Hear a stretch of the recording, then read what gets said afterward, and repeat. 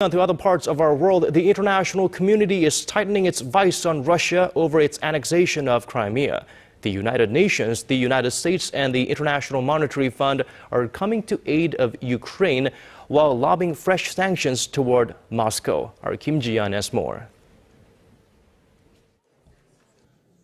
The United Nations has thrown its support behind Ukraine and further isolated Russia from the international community for its actions in Crimea. The General Assembly approved a non-binding resolution that affirms Ukraine's territorial integrity and called the referendum for Crimea's secession illegal.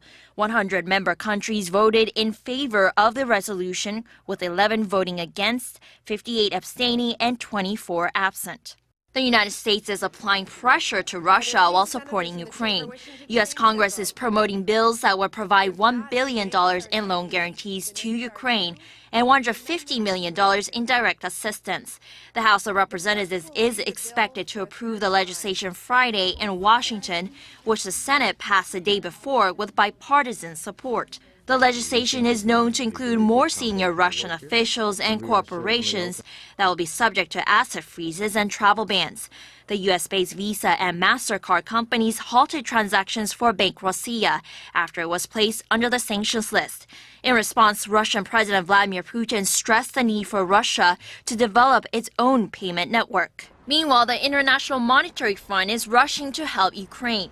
The IMF approved a 2-year loan of up to $18 billion for the nation, which is on the verge of default. Analysts say Ukraine's state liability has risen to nearly $13 billion this year alone.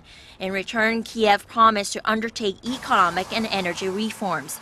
Russia has cut off $15 billion in aid to Ukraine since the ousting of former President Viktor Yanukovych.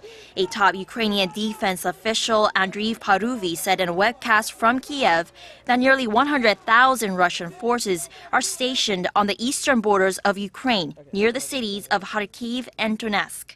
Ji-yeon, Arirang News.